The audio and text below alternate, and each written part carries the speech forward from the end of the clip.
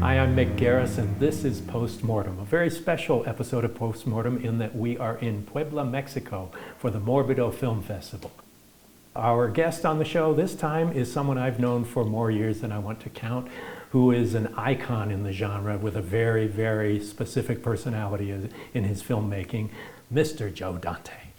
Hi, Mick. How are you, Joe? Anyway, I think you had an interest, the same kind of interest that I had in childhood. You really started out drawing and wanting to be a cartoonist. Yeah, I was going to be a cartoonist. I used to make up my own stories, cribbed from movies I'd seen. I had my own cast of characters, and I would draw them as comic books, and I got kind of tired of that. It wasn't cinematic enough for me. Yeah. So I started drawing them on pieces of paper about this wide and taping them together like splices, and rolling them up on pencils and playing them through a little shoebox theater that I had cut a screen out for. Yes, it's obviously, you know. And my little brother was my audience. So I must have made like, I don't know, 20, 30 of these things. Wow. Over a period of 1960 to 1963. And they got better progressively, but they were still shamelessly stolen from other things. Right. Did you study art in school? I went to art school where I learned cartooning was not an art, and I ended up in the film class, which was, and this is the early 60s when the film class meant 2 cameras and 30 students. And everybody did their film the last week. So I didn't really, I can't say I learned a lot there. I learned much more by being in Philadelphia and going to the movies, because the grindhouses were all open, and there were, you know, movies going back to the 30s that were playing constantly. And I spent all my money I was supposed to be spending on art supplies on going to the movies. But when you were a kid, were either of your parents interested in art or music? Or my dad was a golf pro. And my mom was what I guess is euphemistically called a housewife now. Yeah. And they were very encouraging to my art, and they were very proud of the fact that I could draw and all that sort of thing. And they didn't say that I couldn't go to the movies like a lot of my friends' parents. They said, "No, you can't go to the movies, it's so bad for you." And so I was encouraged in my interests. And I read a lot, and I drew a lot, and I was one of the, I think, probably one of the smarter kids in school.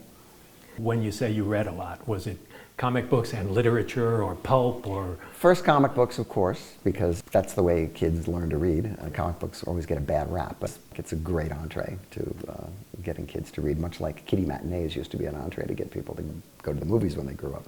And then, of course, I moved to paperbacks. Anything by Richard Matheson or Charles Beaumont or Robert Bloch. And if I did book reports in school for people like Robert Bloch, I would get bad grades just for doing Robert Bloch. Yeah. Did you ever want to write prose? I wrote some prose, but I was really much more visually oriented. I felt that I wanted to create things visually. Well, you had health issues as a child that kind of led to your own kind of at-home film school. Health issues. Well, geez, I'll never get employed now. Yeah. I had polio when I was a kid. Yeah. I had everything else. I had the croup, I had the grip, I had the flu, I had the measles, and I had the mumps and the measles at the same time. Oh my God! Which is and you're rare. Still here. But polio really was what did me, and I missed a whole grade of school. And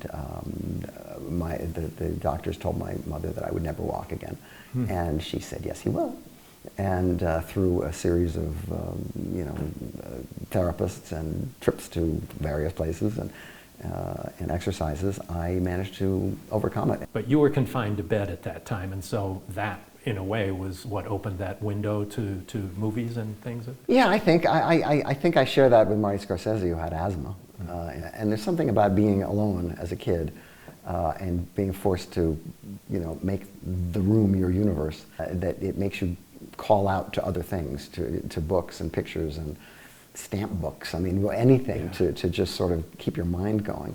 And you're very solitary, but you do a lot of thinking. And some of it's about, gee, what's going to happen if I die? But when you're a little kid, you kind of don't really take dying seriously. That's for other people. That's not stuff that kids do. Well, were monsters and that sort of thing, were those always a primary interest, or was it just a facet of your movie interest? Well, I was always interested in going to the movies on Saturday matinee. I was the Saturday matinee kid. No matter Saturday. What. Well, I went for the 10 cartoons. And then I stayed for It Came From Outer Space, which was in 3D, and I got hooked on movies. And I was the only kid who went to the movies every Saturday and Sunday, because the bill changed. If I could, it was only 25 cents, so it was a pretty good deal. And it was a double feature. And so I got in the habit, and of course the movies that I gravitated to, I loved Westerns, but the ones I gravitated to were the burgeoning science fiction field in the early 50s, which of course were atomic fear movies, because we were all under the threat of the bomb, and kids would walk to school and they'd talk about what would happen if the bomb dropped, and you know, what would you do with that girl over there if you knew the bomb was going to drop? And it's hard for people to really conceive of what that was like. It was a very paranoid era. Well, and we had air raid sirens, rehearsals, basically. They would run the sirens in Los Angeles, where I grew up. Well, they would tell you that if you just did what they told you, which was, you know, duck and cover, right. That when the walls fell in on you, you'd somehow miraculously not die.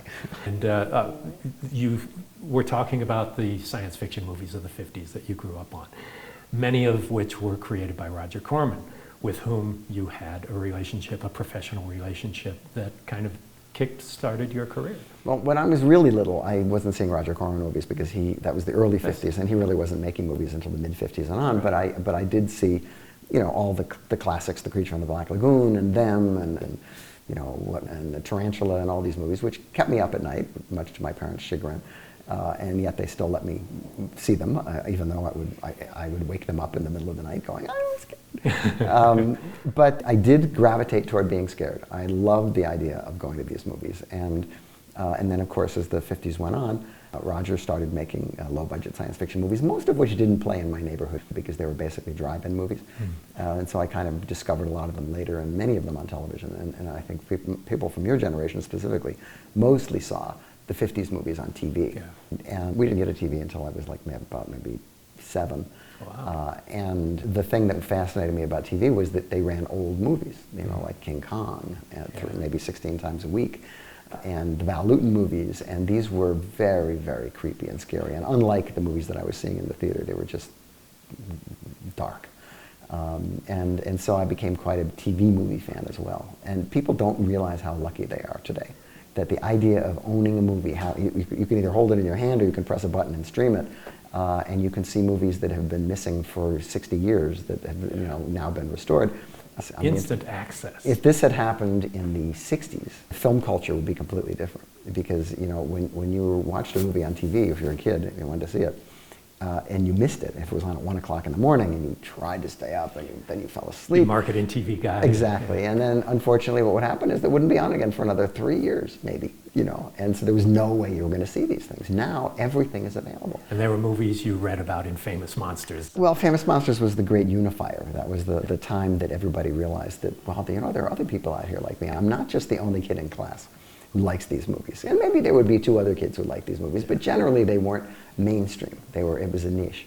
And so people tend to feel isolated, like maybe they were the only ones who liked this kind of thing. And when this magazine came out, all of a sudden it was like, wait, there are more of us. There's a whole group of us, and we like the same things. And I think that magazine, and its continuing popularity, because it wasn't as popular when it first came out as it was about 10 years later, was really the birth of the whole phenomenon of monster kids, kids who loved Karloff and Lugosi and Cheney and all these characters. And it was the first cult of movies. Well, you got your start editing mainly.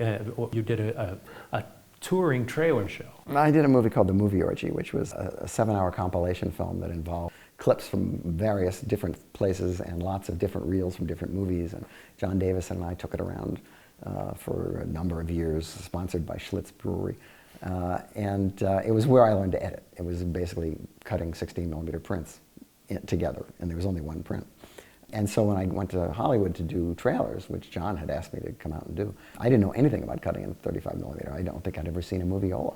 And I was trapped in a room with a print of Caged Heat and a moviola. And it was like, okay, make a trailer. And luckily I'd seen enough trailers that I eventually figured out how to do it. And I became, along with Alan Arkush, the trailer department for New World Pictures. And we did all their trailers from like 75 to 79, and learned a great deal about making movies, because when you have to make a trailer, you have to take all the scenes of the movie, you have to compress them. And sometimes you take a single scene and you realize that with these 3 angles you can tell the story.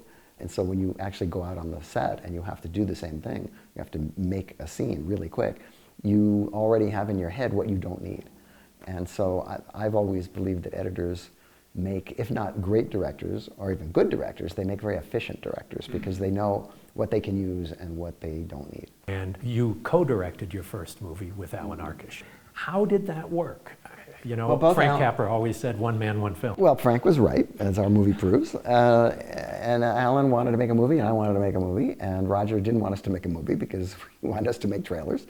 So he said, well, you can make the movie, because it's got to be the cheapest movie we've ever made, and you've got to make it in 10 days, and you've got to still continue the flow of trailers. So we needed 2 directors just to be able to do that. And we realized there was no way we were going to make anything that was even releasable with the money and time we had. So we built the entire story around the idea of a movie company making movies full of clips of the movies we've been doing trailers for. So our actors would dress up in the same clothes as the people in the clips, and all the explosions would happen, and all the action and excitement, and we were able to use different genres because it was a movie company, so they were making different kinds of movies. So we were able to use Death Race 2000 and Philippine jungle women pictures and gangster movies from the 30s. And we made this very silly movie. Roger thought it was amusing. I think he probably secretly thought it would be so shitty he'd have to can it. But if you look at it now, it's like a newsreel of how we actually made movies at New World Pictures, which was a typical non-union, low-budget outfit. Well, you have a very broad interest and taste in film. You know, it's not just horror movies. Did you want to be considered a genre director? No, I never planned it. I never planned to be a genre director, but I was happy to be it if it got me work. I'd like to do Westerns, but they don't make them anymore. So, you try to branch out as much as possible. I've been lucky that I've done a lot of comedy movies. And on TV, I do a lot of mainstream kind of TV, because that's how you feed the cat, you do TV. But I like the genre, and so I don't mind doing it. Being typed is a little limiting, and the genre is hard to work in right now without repeating everything that's been done before. So, but even on that level, it's kind of exciting to try to challenge yourself and say, well, now how can I do this differently? Well, for example, in The Howling, that was really groundbreaking in a technical sense. That must have been really challenging in a lot of ways, particularly here you've got a 21-year-old makeup effects guy who was a protege of Rick Baker's, and he's your guy handling all these things that had never been done in a movie before. Well, it was challenging also because it was a very cheap movie, and we didn't have a lot of money for special effects. It was a company that you worked for, Avco Embassy, or the publicist. In fact, I met you, I think, on The Howling. The guy who was running the company, Bob Ramey, he let us do what we wanted. I mean, I made the movie I wanted to make, but at a certain point, it was obvious that we didn't have enough money to do the special effects correctly. And so we went back and we asked them for another $50,000, I think. And we got Rob Bottin to build some stuff that, the way we photographed it, looked really cool. We only had one werewolf in that movie. Yeah. And at the end of the picture, when they're trapped in the car and there are all these werewolves attacking them, you'd swear that there must be like 11 of them, but it's all the same werewolf. Which your history as an editor had a lot to do with how you put that together. Yeah. So when those werewolf designs were done, and I know Rick Baker consulted, and he was going to do American Werewolf for years and ended up not doing it. Let's face it, he got pulled off our movie by John Landis because Rick said, well, I guess John's not going to do his movie, so I'll do yours. I have a lot of great ideas for a werewolf movie. And as soon as John heard that Rick was going to do our picture, he said, wait a minute, you said you'd do my picture. And he said, but you're not doing it. Yes, I am. And so John made his picture, and Rick, we had the benefit of his consultation, but also, Rob, who was going to be his assistant, now was booted up to being the main guy. Right. And he really came through brilliantly. Brilliantly, and yet this had to have been both challenging and exciting for you to come up with this new technology of how to do it. Well, it's a very old technology now. In fact, it's completely obsolete. But it was But at the time, it was groundbreaking, and we devoted, I think, a little bit too much time to showcase the transformation stuff, but that was what sold the movie. Yeah. And the distributor wouldn't let us cut it short. No, it's perfect. I said, but it's kind of long. No. And the picture was a surprise success, and it really kind of put me on the map. And they hid that it was a werewolf movie. I remember Avco Embassy sent me to meet with Siskel and Ebert because they'd done this slasher show and panned everything. Including the script of this, which they claimed to have read, which I don't think is true. Well, what it was they'd seen the trailer, which has no indication it's a werewolf movie. And I went to show them scenes from the movie to show them this is not what you think it is, and they were completely impressed by it. But it was thought of as too old-fashioned, a werewolf movie, so they sold it without revealing. But that was actually all by design. Werewolf movies were on a downslope. Right. The last werewolf movie was The Boy Who Cried Werewolf, which is the second feature. There was a picture called The Beast Must Die, which was a complete flop. And werewolves were considered, well, that's what's on the Late Show with the villagers and the whole thing, and it's kind of corny, and so we didn't want to go there. What was big then, and particularly from Outgo Embassy, who had made Prom Night, was slasher movies. And so the whole campaign of The Howling is based on making it look like it's a slasher movie. And the supernatural element of the movie isn't in the trailer. Right. It's only in the movie. The idea was the audience comes in expecting one thing, and then you slowly wean them into the fact that, no, it's something different. And it worked. It worked great. And I remember going to that first preview in Las Vegas, and I had never seen anything like it, and I imagine you hadn't either. This was a packed to the gills theater, screaming, jumping, laughing, everything. It was a pretty great screening, you know. I mean, Gremlins was a better screening, but this was, for me, I mean, it's my third movie, you know, and my third preview, I guess. And it was phenomenal. It was great. The picture was very popular, and they got behind it, you know. We got reviewed in Variety, unlike my other two pictures. Yeah. And so I felt like I'd really arrived. Well, then you started to be not only a horror guy, but a horror guy with puppets and... I don't talk about the puppets. I don't talk about the puppets. Well, I mean, Gremlins was one of the first great puppet movies, groundbreaking in a lot of senses, but by the time you did Gremlins 2, I can't imagine directing one shot of that movie without going crazy. Well, the puppeteering had improved quite a bit between the two movies, and Gremlins 2 was actually a lot of fun to make, and Gremlins 1 was not a lot of fun to make, because we really didn't know what we were doing. We were inventing the wheel. And sure, there had been puppet movies, but nothing as elaborate as this. And the things that were asked of the puppets in the script were things that they just really were impossible to do. And everybody hated Gizmo, because he was smaller than the other puppets, and he had lots and lots of gears and things, and many things to go wrong. And so he would break down all the time. And it was very frustrating. But we managed to get enough stuff and shoot it at different frame rates and different lenses, and we just tried everything in the book that we could. And we put the picture together, and we took it to a preview, and it was a phenomenon. Nobody knew about it. It was completely under the radar. And the studio, which had been about the movie, was astounded. And they thought, maybe we should merchandise this picture. And so they put this big merchandising thing together really quickly. I think Gremlins, though, is a great example of what a director brings to a film's personality. I read the original script, and it was a horror movie. It was a horror movie in the sense that when Chris Columbus wrote it, he was it was a spec script. He was not expecting it really to be produced. It was just show people what he could do. And when Spielberg bought it, he wanted to make a horror film because he had just started his new company. Low-budget horror films were making money. He thought I had just, obviously I'd done The Howling. And he said, well, we'll get this guy and we'll make a low-budget horror film. But it became apparent when we started working on it that it was going to be hard to do this on a low budget and have any Gremlins at all. And so it went to Warner Brothers, and it started to get a little homogenized in the sense that the Gremlins didn't cut off the mother's head and bounce it downstairs. And they didn't eat the dog. And and of course the whole first half of the movie is like a Disney movie. I mean, the guy finds a fuzzy little creature, he brings it home for his kid, and they talk to it. It talks to him, and it's like a little E.T.-ish kind of thing, which was complicated by the fact that the ads for the movie, the only thing you could see was a little furry hand coming out of a box, and so a lot of people brought their kids thinking, oh, it's going to be a little Disney kind of thing. And of course, in the middle of the movie, it turns into a different picture. And that was when the studio decided they didn't like it, because they were so charmed by the first part of it. And then when the Gremlins came and blew their nose on the curtains, they went, what is this? This is disgusting. But of course, that was the reason, one of the reasons why the picture was a hit. But there is a personality there that you brought to it that is evident in your previous pictures, in The Howling and in Piranha, both of which could have been traditional standard issue horror movies, but they have a playfulness about them. Well, the trick is to try to infuse as much of your personality into the movie as possible. And the higher the budget, the more difficult that becomes. If I don't want to see a movie, I don't want to make it. If somebody sends me a script, and even if I think it's a good script, but I wouldn't go to see that movie, then I don't do it. Because I think movies should be made by people who really want to do them. I was offered the Flintstones movie, and I was never a big fan of the Flintstones. So I said, you should find a guy to direct this movie who has Flintstone soap in his house. Somebody who really loved the Flintstones. And they went off and they found this guy, and they made a movie that was very successful.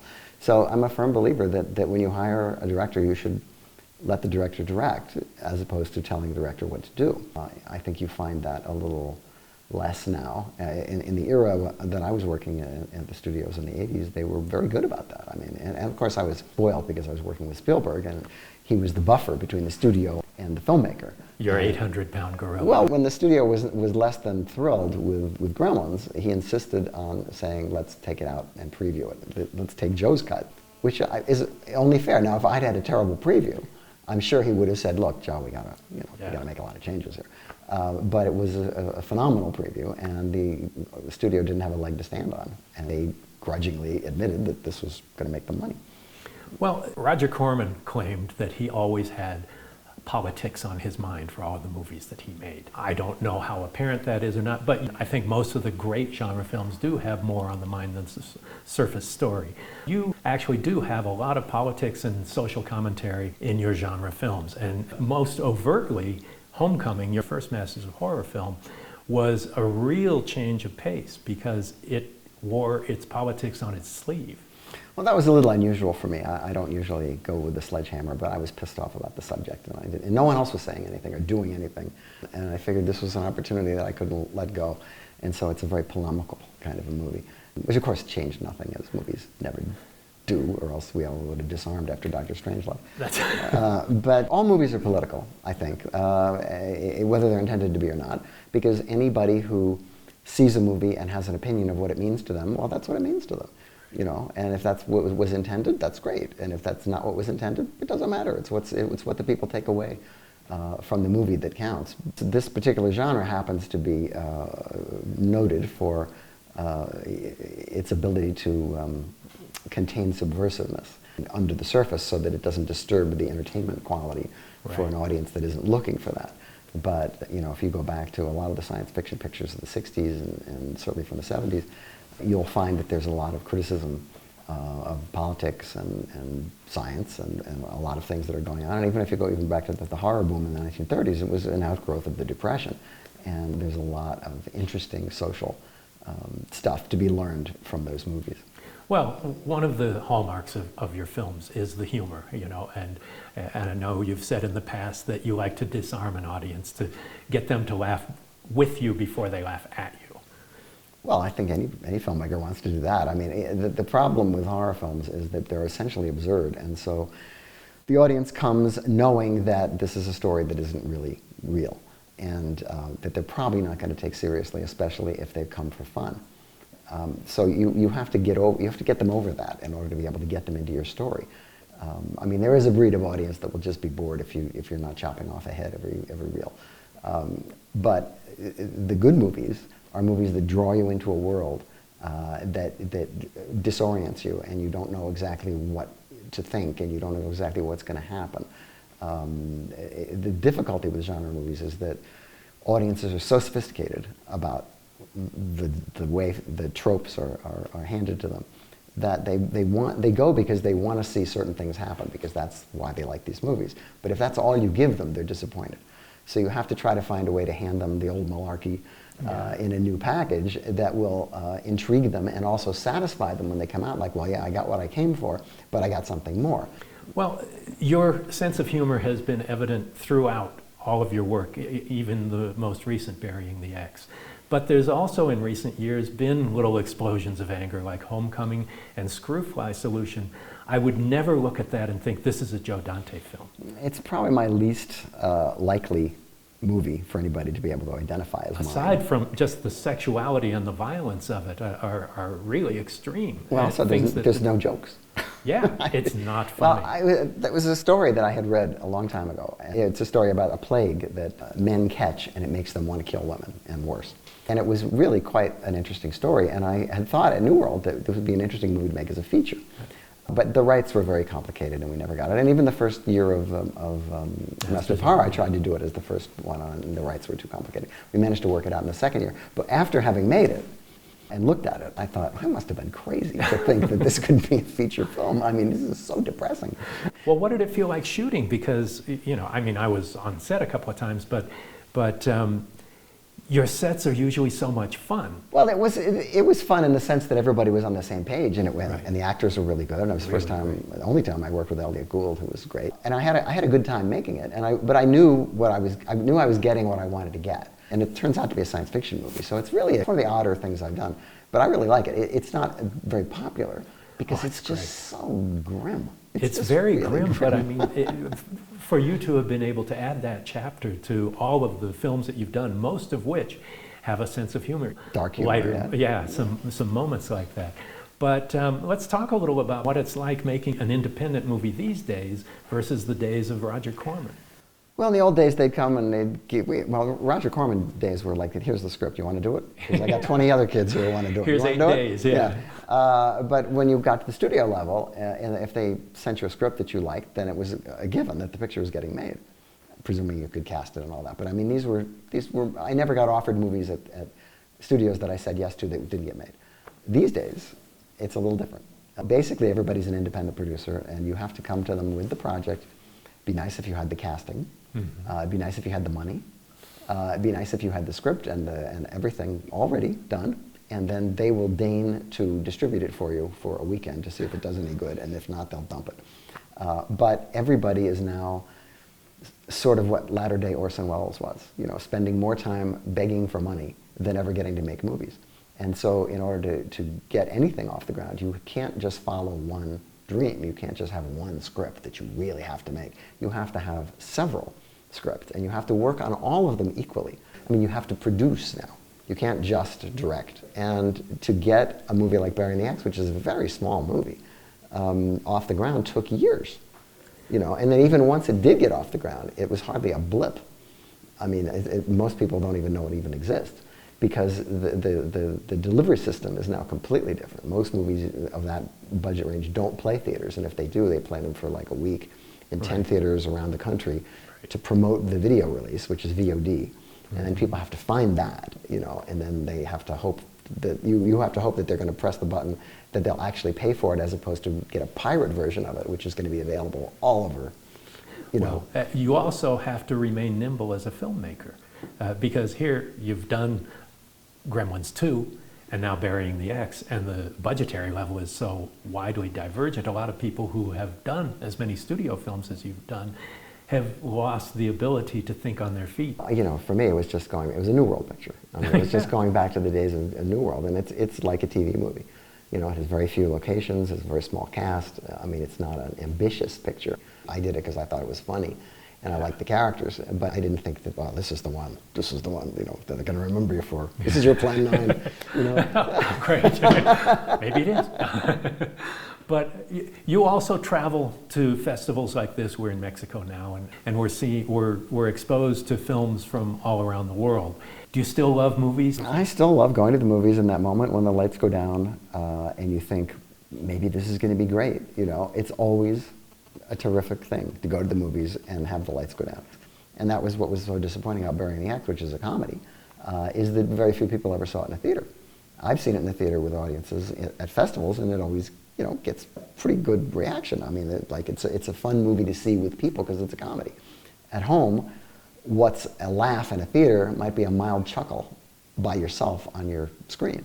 So comedies and horror pictures suffer the most, I think, from not being seen in a group. Yeah, they're a shared experience because you go for a physical reaction, a laugh or a scream. Yeah. Now, you've just had a film announced that you're going to make in Europe, and do you like traveling to another country and work a new experience? Well, I haven't really yet worked in another country. I've traveled to a lot of countries, and I've certainly been to a lot of film festivals, and I have a European passport, so I can work as a European, which leads me to believe that maybe there may be more opportunities. And as I said, everything is now so discombobulated in terms of the way that things work and the way movies are financed that it's really kind of a brave new world. And not to be a dinosaur, you have to sort of try to adapt to, okay, where are they're showing the movies inside my eyeball now, then they'll make them for that. I mean, you've got to tell your story somehow. Well, evolution continues, as an artist, and I hate to use the capital A for filmmakers because it sounds pretentious, but we're creating popular art, and it's aimed at an audience. Is there something that you have your dream project, something that's been percolating for years that you wish you'd get the opportunity? Well, I have a couple of dream projects, some of which I'll never get to make. I mean, I had one called Termite Terrace, which was about Chuck Jones at Warner Brothers. And, The animation director. And I don't own the characters of Bugs Bunny and Porky Pig, so I can't make that movie anymore but Warner Brothers, and they're much more interested in making a Space Jam kind of a movie, as I found out when I made Looney Tunes Back in Action, which they weren't too interested in either.